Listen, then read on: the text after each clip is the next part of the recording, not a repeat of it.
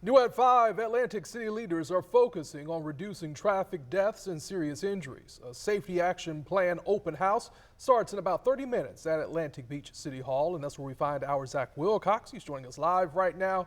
Zach, so that area that I see behind you is one of the ones actually up for discussion tonight.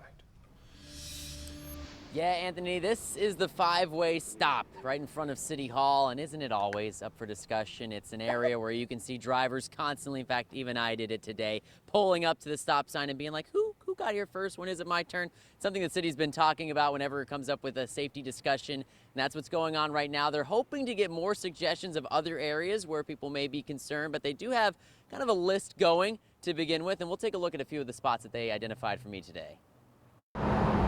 My concern is for the bicyclists pulling through the parking lot. Anna Gray's store, Atlantic Coast Appliances, is nestled in at the busy intersection of Atlantic Boulevard and Seminole Road. With no sidewalk through the parking lot, she says her employees constantly have to worry a cyclist or a runner will cut through right behind their cars as they're pulling out.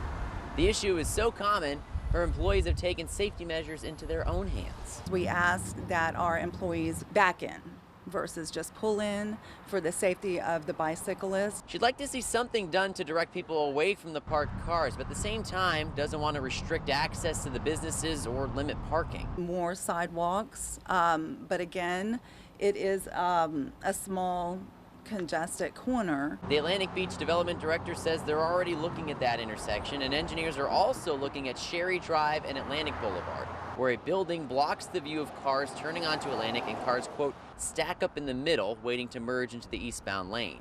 The Royal Palms Drive curve is another spot the development director says causes conflicts with a lack of sidewalks. Seminole Road and East Coast Drive are also on the city's radar, trying to fix odd angles at the intersection. Last, but certainly not least, she expects the five-way stop in front of the police department and possible signage or realignments will always be a topic of conversation anytime the city looks to address pedestrian safety.